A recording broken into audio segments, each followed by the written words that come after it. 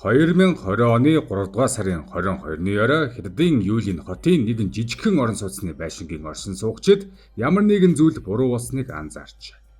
Бохрын систем бөглөрсөн байв. Ус урсгаа болж эргэн тойронд өмхийн үнэр тархаж. Засварын ажилчид эцэст нь хоолойг онгойлгоход тэндээс олдсон зүйл зарим цагдаагийн алба хаагчдыг хүртэл бөөлжөхөд хүргэсэн байна. Хүний махны 2000 гаруй хэсэг. Чанаж болгосон жижиглсэн дараа нь бохрын хоолоогоор урсгасан хүний мах. Мөрөн дээд давхарт байрлах жижигхэн төрөөсийн өрөөлөв хөтөлсөн. Тэнд амьдардаг байсан эмэгтэй бол өвчтнүүдийн дунд цагаан хувцастай тэнгэрийн их чимээ хожлогддог 25 настай сувилагч байсан. Энэ хэрэг Хятад даяар цочрол авчирсан юм. Зарим хүн үнийг улс орны хувьд ичхүүртэй хэрэг хэмээн нэрлэсэн. Мөрийтэй тоглоомын донтолд бэлгийн харилцаанд албадуулсан гэх мэдүүлэг итгэхэд бэрх хэрцгий аллах. Энэ бол Ли Фэнпиний хэрэг. Энэ бүх зүйл хэрхэн ийм аимшигтайгаар төгсснийг ойлгохын тулд бид эхлэл рүү нь очих хэрэгтэй. Илүү сайхан амьдрал мөрөөдөж явсан ядуу тосхны нэгэн охины тухай яриа. Ли Фэнпин 1995 онд Хятадын Гуанши мужийн хөдөө тосхонд төржээ. Гуанши бол сүрлэг улсаараа алдартай нутаг. Тэр улс нь тулаан дурлагийн тухай баатарлаг киноны арын дэвсгэр мэт. Ли 4 хүүхдийн том нь байсан. Эцэг эх нь тариачид байсан бөгөөд жилийн турш өөрсдийн тарьсан ургацаараа амьдралаа залгуулдаг. Гэр бүл нь ядуу байсан тул бүх зардлыг маш нарийн тооцох шаардлагатай. Гэсэн хэдий ч Лигийн эцэг эх хүүхдүүдийнхээ боловсролыг дэмжихийн тулд чадах бүхнээ хийдэг. Тэдний байшин хуужирсан байшин дотор хураасан амтд төмснүүд хаасаагүй тарсан байдаг. Тавилга нь ч мөн адил маш хуучин. Заримдаа аав нь тэднийг шинээр будан ядчил гайгүй харагдуулахыг хичээ. Хүүхдүүд нэг том өрөөг хамтран ашигладаг. Номоо хадгалах ганцхан газар тэдэнд байж. Харин ханнууд нь гэрчилгээнүүдээр дүүрэн. Тэдний гэр бүлд боломж бага байсан ч хүүхдүүд нь угаалаг, их зүйлд хүрэх чадвартай байсныг батлах гэрчилгээнүүд. Он жил өнгөрөх тусам хүүхдүүд тус тусын замаараа явжээ. Лигийн 3 дүү дотор байртай сургуульд явсан бол Ли өөрөө жижигхэн байранд ганцаараа амьдрах болсон байна. Том хүүхэд байсан учраас Ли хамгийн хүнд ачааг өөрдөг байв. Тэр эцэг эхийнхээ мөнгөний асуудлаас олж санаа зовж байгааг байнга сонсно. Ихтэй энэ нь түүнийг бууж өгөхөд хүргэсэнгүй, харин жулам их хичээхэд түлхжээ. Ли өрсөлдөх чадвартай, хичээлдээ маш сайн охин байсан. Бага сургуулиасаа эхлээд дунд сургууль хүртэл тэр үргэлж шилдэг сурагчдын нэг байлаа. Багш нар нь түүнийг магтаж, чамаа гэрэлт ирээдүй хүлээж байна хэмээн хэлдэг. Иргэн тойрных нь хүмүүсийнх нь урам зоригоор Ли боловсрол эзэмшиж, гэр бүлийнхээ амьдралыг өөрчлөхөөр шийджээ. Түүний дүнгийн хувьд энэ нь тэмч хэцүү зүйл биш байв. Тэр Бубай хошууны хамгийн сайн ахлах сургуульд амархан нэлсэх боломжтой байлаа. Тус сургууль нь шилдэг их сургуулиудад олон сурагч илгээдгээрээ алдартай. Гэвч сургуулийн төлбөртэй тэтгэлэгч авсан ч мөнгө хэрэгтэй. Түүнээс гадна Ли 3 дүүгээ бас бодох ёстой. Тэдэнд ч мөн адил боловсрол хэрэгтэй. Эцэг эх нь Лигээс ямар нэгэн зүйлээ золиослохыг хизээж шаардаагүй. Гэвч Ли тэдний хүнд байдлыг ойлгож байлаа. Тиймээс тэр хүнд шийдвэр гаргав. Мөрөөдлийн ахлах сургуульдаа сурахаас татгалзжээ. Үүний оронд 3 дээр нэмэх нь 2 хэмээх мэрэгжлийн коллежийн системд элссэн байна. Энэ системээр эхлээд 3 жил коллежийн төвчөнд суралцаад дараа нь 2 жил агсан төвчний боловсрол эзэмшин нийт 5 жилийн дараа бакалаврын төвчний боловсролтой болдог. Ли мөрөөдлийн сургуулиасаа татгалзсандаа сэтгэл дундуур байсан нь мэдээж. Гэхдээ тэр хизээж урагшлахаа зогсоосонгүй. Түүний хичээл зүтгэлийн ачаар Ли тосгоноосоо Нандин суралцахаар явсан цөөхөн охтын нэг болжээ. Мөн амьдралын боломж таарав гэр бүлийн сурагчдад зориулсан тэтгэлэг авч чадсан. Түүний сургуулийн төлбөрийг улирал бүр ойролцоогоор 6000 юанаар хөнгөлдөг байв. Харин эцэг эх нь амьдралынхаа зардалд нь сар бүр 500 юан явуулдаг байж. Ли коллежид өнгөрөөсөн нэг ч өдрийг дэмий өнгөрөөсөнгүй. Эцэг эх нь хожим хуваалцсан дүнгийн хуулгаас харахад Ли ихэнх хичээлдээ 90-с дээш оноо авдаг байсан. Ямар ч хэмжүүрээр харсан гайхалтай амжилт төгсөлтийн зөвлөмжөд зориулан өөрийгөө үнэлэхдээ тэр цаашид би өөрийгөө улам хөгжүүлж мэдлэгээ тэлэн улам их хичээж ажиллах болно хэмээн бичжээ. Ли эмнэлгийн коллежид 5 жил суралцахдаа сувилахын мэрэгжлийг чин сэтгэлээсээ эзэмшиж ангийнхаа шилдэг сурагчдын нэг хэвээр байв. Багш нарын түүнд дандаа сайшаалтай ханддаг байлаа. Түүнийг юу өдөөдөг талаар асуухад Ли нэмсэглээд би маш сайн сувилагч болж өөрийнхөө хичээл зүтгэлээр илүү сайхан ирээдүй бүтээхийг хүсдэг гэж хэлдэг. Тэр өвчтөе хүнийг инээмсэглэж байхыг харах нь дэлхий дээрх хамгийн сайхан мэдрэмж гэж боддог байж. Гэр бүлээсээ анхудаа ийм өндөр боловсрал эзэмшиж байгаа хүн нь Ли байсан тул эцэг эхэн түнээр бахархдаг байсан нь хэлэх шаардлагагүй ойлгомжтой. Төгснөхийн дараа Ли Юэлийн хотын 1-р ардын эмнэлэгт сувилагчаар ажилд оржээ. Энэ бол түүний анхны ажил. Эмнэлэг эцэг эхийнх нь гэрээс машинаар 2хан цагийн зайтай. Хүссэн үедээ гэртээ очиж болохоор ойрхон. Гэхдээ сувилагчийн ажил түүнийг маш их ядраадаг. Зарим ээлж нь бараг 24 цаг үргэлжлэн Ли эмнэлгийн арын хаалганы яг урд байлах нарийн гудамжинд байдаг байшинд амьдардаг байлаа. Шинэ хотод ажиллаж эхэлж буй ихэнх залуусын адил тэр жижигхэн өрөө түрээсэлжээ. Түрээс нь маш хэмт сард өрдөө 350 юан. Тансаг зүйл огт байхгүй. 1-р давхарт нь дэлгүүрүүд, дээд давхрууд нь төрөөсийн өрөөнүүдтэй. Ердийн 5 давхар байшин. Тэр үед Ли ирээдүйдээ итгэл дүүрэн байлаа. Гэр бүлийнхээ амьдралыг өөрчлөхийн төлөө шаргуу ажиллаж, илүү сайхан амьдрал мөрөөдөж байв. Хамт ажилладаг хүмүүс нь түүнийг хариуцлагатай, анхааралтай, бусдад санаа тавьдаг хүн гэж тодорхойлдог байж. Тэр хүмүүртэй инээмсэглэн мэндэлдэг, өвчтнүүд болон хамтран ажиллагчдынхаа хүндлэлийг хүлээсэн байна. Гэвч энэ ирээдүйтэй залуу эмэгтэй яаж шүүхийн өмнө цаазаар авах ял сонсох хэмжээнд хүрэв. Бүх зүйл аажмаар нуран унаж эхэлсэн.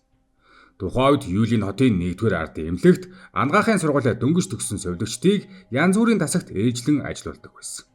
Зорилго нь тэдэнд олон төрлийн ур чадвар эзэмшүүлж, өөр салбарт туршлага хуримтлуулах явдал. Гэхдээ энэ систем сул талтай байлаа.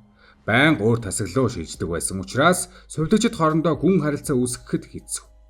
Хэн нэгэнтэй жинхэнэ дотн болохоос өмнө өөр тасаг руу шилжчих нь ингэснээр Ли өөрийгөө гадны хүмэд мэдэрч эхэлжээ. Тэр хизээч дээрлэхүүлж байгаагүй, хинч зориуд түүнийг гадуурхаж байсангүй. Гэхдээ тэр дотроо ганцаардсан хоосорч. Тэр олон тасгаар дамжин ажиллаж урт цагаар тэрж байтугай баярын өдрүүдэд ч ажиллана. Стресс нь ажмаар хуримтлагдж байлаа. Ли ажлаа хийж чаддаг байсан. Гэхдээ найзууд нь түүнийг эргэн тойрныхоо хүмүүсээс улам бүр холдож байгааг анзаарч. Тэр чөлөө цагаа хамт ажиллагчтайгаа өнгөрөөдөгч тэдний ярианд үнэхээр оролцдог байсан. Хин нэгэн түүнээс юм асуувал хитгэн үгээр хариулна. Түүний гэр бүл харилцааны талаар хинч бараг юу ч мэддэггүй байж. Гисэн хэдий ч Ли чадварлаг сувилагч гэдгээрээ үнэлэгдэж, энгийн тусламж үйлчилгээний ажлаас яралтай тусламжийн багт дэвшин орсон байна. Түүний эмнэлгийн найз Ван Жан хэлэхдээ Ли ажлынхаа талаар бараг хизээч гомдолдоггүй байсан. Чимээгүйхэн ажлаа сайн хийдэг байсан гэж хэлжээ. Тэр бүх карьерийнхаа туршид ганцхан удаа гомдол гаргасан. Цус авч байх үед нэгэн өвчтөн түүнтэй бүдүүлэг харьцсан тухай. Гэвч найзууд нь өөр нэгэн сонин зүйл анзаарч эхлэв. Ли мөнгөний асуудалтай болжээ. Түүний цалин ээлжээс хамааран сард 5,000-аас 8,000 юан, Юлийн хотын хувьд боломжийн орлого. Гэвч хэрэг гарахаас өмнөх 2 жилийн хугацаанд Ли байнга мөнгөгүй болж байна гэж ярьдаг байсан. Хүмүүс гайхаж эхэлсэн. Түүний байр хямд, тэр тансаг зүйл үнэт эдлэлд мөнгө үрэх хүн биш. Тэгвэл мөнгө нь хаашаа явж байв? Хариулт нь Lucky Airship нэртэй тоглоом байж. Энэ нь суглаатай төстэй. Тоглогчид 1-ээс 10 хүртэлх тоонуудын аль дараалалаар гарахыг таах ёстой. Зөв таасантоо олон байх тусам хожих мөнгө нэмэгдэнэ. Ли энэ тоглоомд анх 2018 оны орчим танилцжээ. Тэгээд удалгүй донтсон байна. Эхний үед хожил нь тийм ч их биш. Гэхдээ өөрийгөө энэ тоглоомд авиастай юм шиг мэдрэхэд хангалттай байлаа. Тэр суглааны үр дүнг тооцоолох стратегиуд судалж эхэлжээ. Ингэснээр орлогоо 2 дахин нэмэгдүүлнэ гэж найдаж байв. Тэр үүнд маш нухацтай хандах болсон. Түүнчлэн эмнэлгийн ажилчдаас олон хүн энэ тоглоомд тоглодог байв. Хүмүүс хэсэг бүлгээрээ цуглаж тоо хэлэлцэн магадлалыг маргалдан. Лиж тэдэнтэй нээсэн. Тэд хамтдаа хоол идэж зууш хуваалцаж инээлдэн. Хин нэгэн хожвол бүгд хожсон мэт санагдана. Хин нэгэн алдвал бусдын шоолно. Гаднаас нь харахад тэд зүгээр л онлайн тоглоом тоглож байгаа найзууд шиг. Гэвч үнэн хэрэгтээ тэд хэдэн мянган юаныг мөрөөдөө тоглоомд шатааж байлаа. Аажмаар бооцоо нэмэгдэв. Ли бага хэмжээний ашигт сэтгэл ханахаа больжээ. Тэр илүү ихийг хүссэн, их мөнгө хожих тэр мэдрэмжийг хүсэж байлаа. Жижиг бооцооноос эхэлсэн зөөлхөн ноцтой мөрөөдөө тоглоом болж эцэст нь Ли бүх цалингаа үүнд зарцуулдаг болов. Цалин нь дуусахад хоримтлуулсан мөнгөндөө гар хурж эхэлсэн. Нэг шинийн дотор баяжих мөрөөдлөө хөөж байсан. Гэвч Lucky Airship түүнд аз авчирсангүй. Харин ч түүнийг ангал руу чирсэн байна. Тэр дахин мөнгө алдаж эхлэв. Эхлээд хэдэн 10 юан, дараа нь хэдэн мянга. Нэг удаа ганцхан өдрийн дотор хэдэн 10,000 юань алдсан байна. Тиймээ тэр нэг удаа 100,000 юань хожиж байсан. Гэхдээ нийт алдсан мөнгөтэй харьцуулахад тэр хожил нь далайд тусал мэт байлаа. Нийтдээ Ли банкны данснасаа тоглоомын платформ руу 2.9 сая юань шилжүүлсэн байна. Энэ нь ойролцоогоор 410,000 Америк доллар. Тэр тоглох тусам улам ихийг алдсаар байлаа. Хуримтлуулсан мөнгө нь баг багаар алга болж байгааг харах нь түүнийг галзууруулах шахсан. Гэхдээ тэр зогсож чадсангүй. Алдсан бүхнээ буцааж хожино гэсэн найдвараас зууралджээ. Эцэст нь санхүүгийн байдал нь ямар хэмжээнд хүрснийг ойлгож эхэлсэн байна. Тэр төгшүүртэй тайван бус болжээ. Нойргуудад автсан өдрийн цагаар амьдралгүй мэт харагдана. Өмнө нь хөгжилтэй өөдрөг байсан Ли алга болсон. Түүний оронд байнга уурлаж, уураа барьж чадахгүй болсон өөр нэгэн эмэгтэй бий болжээ. Тэр өөрийгөө тусгаарлаж ганцаараа сууж цагийг өнгөрөөн хинтэж ярихыг хүсэхгүй болов. Харин яг л энэ л үед бүх зүйлээс гарах боломж мэт санагдсан зүйл гарч иржээ. Лу Янтян гэдэг эрэгтэй түүнтэй ойртож эхэлсэн байна. Тэр эмнэлгийн нуруу үе мөчний тасгийн дид ахлах эмч байсан. Лу Янтэн Лид дотны найз мэд хандаж асуудлыг нь сонсож бүр мөнгө зээлдүүлэхийг санал болгожээ. Ли түүнээс нийт 200,000 юань зээлсэн байна. Гэхдээ энэ мөнгө үнэгүй байгаагүй. Өнөөх Лу Янтэн 5,000 юаны хүүг нэгсэн. Мөн бас өөр нэгэн зүйл шаардсан нь харилцаа байлаа. Ли хожим нь хэлэхдээ надад дарамт үзүүлээгүй бол би түүнтэй найз охин болж хизээч үерхгүй байсан хэмээн мэдүүлсэн байна. Эхэндээ Лу Янтэн түүнд бэлэг авч өгч үнэтэй ресторанд хоолнд оруулдаг байж. Ли түүний санаа зорилгыг ойлгож байсан ч татгалздаггүй байв. Учир нь түүнд мөнгө маш их хэрэгтэй байсан. Нэгэн өдөр Лу Янтэн түүнийг өндөр зэрэглэлийн зочид буудалд урьжээ. Ли тэр зочид буудлын өрөөний хаалгыг онгойлгосон мөчөө насан туршдаа мартаж чадахгүй гэж хэлсэн байна. Тэр өрөөнд ороод харсан зүйл нь Лу Янтэн орон дээр нүцгэн хэвтэж байв.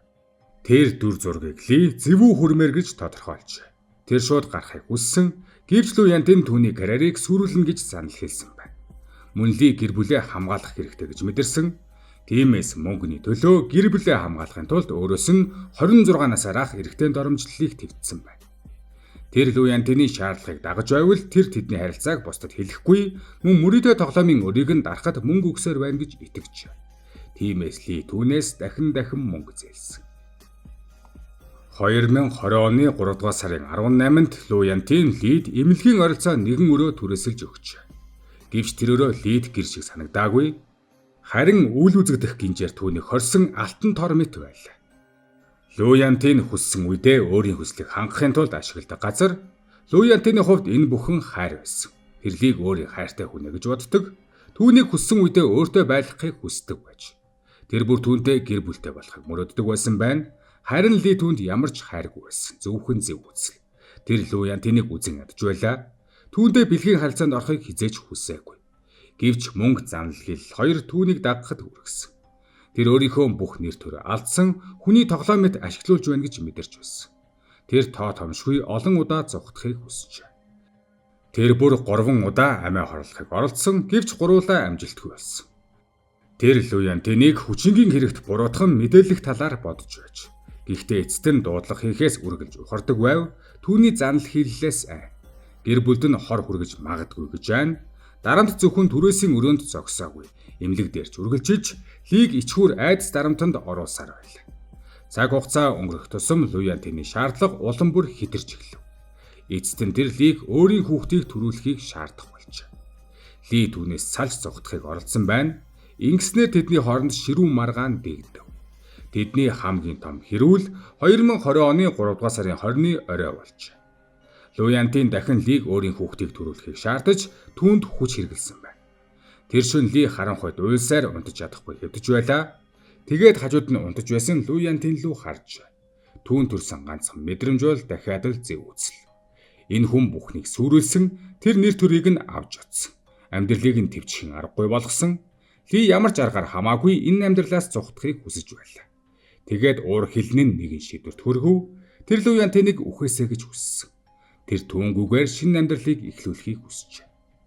Ли өрөөг тойруулан харж өөрт нь тус болох зүйлийг хайж эхлэв. Түүний харц компьютерийн ширээн дээр байсан цахилгааны утсанд тусав. Тэр чимээгүйхэн утсыг авч Лу Янтэний хүзүүнд зөөлөн оров. Дараа нь бүх үзэн ядалт цөхрөл уур хилэнгэ шингэн аль болох хүчтэй татжээ. Лу Янтин сэрж тэмцэж эхлэв. Тэр утсыг суллах тусам Ли улам чанга татсаар байлаа. Аажмаар Лу Янтины хөдөлгөөн сулрав. Эцэст нь тэр амьсгалахаа байсан байна. Түүнийг хөдөлгөөнгүй болсны дараа Ли утсыг нь суллав. Тэгээд өвдөг сөхрөн унав. Тэр Лу Янтины амьгүй биелүү ширтэж байлаа. Түүнд нэгэн төрлийн тайвшралт өрчөө. Тэр эцэст нь Лу Янтинаас салсан байв. Гэхдээ тэр бас уучлалшгүй гэмт хэрэг үйлдсэн байлаа. Лу Янтиныг нас барсныг баталгаажуулсны дараа Ли түүний гарыг барьж хурууны хээг нь ашиглан утасныхын түгжээг тайлв. Дараа нь 98,000 юаныг өөрийнхөө Айлибэй данслуу шилжүүлсэн байна. Бас өөрийн утсаараа тэр цогцыг хэрхэн устгах вэ гэж хайж. Дараа нь цус болсон хувцас тайлж аясан байна. Тэр өдөр Лу Янтины эхнэр нөхөртөөгөө холбоо барих гэж оролцсоор байсан. Сэжиг төрүүлэхгүй тулд Ли Лу Янтины Apple Watch-ыг авч эхнэрийнх нь мессежүүдэд нөхөр мэд хариулж. Тэр Лу Янтины нэрийн өмнөөс яаралтай мессеж засал хийх болсон тул хэд хоног эзгүй байна. Утас авах боломжгүй гэж бичсэн байна. Ингэснээр өөртөө бага зэрэг хугацаа олж авсан. Тэр шөнө Ли Лу Янтины амьгүй биетэй хамт өрөөнд өнгөрүүлсэн байдаг. Маргааш өглөө тэр цэвэрхэн хувцлаж юу ч болоогүй мэт ажилдаа явжээ. Хамт ажилдаг хүмүүс нь хүртэл Лигийн сэтгэл санаа өмнөхөөс дээрц мэт байгааг анзаарсан байна.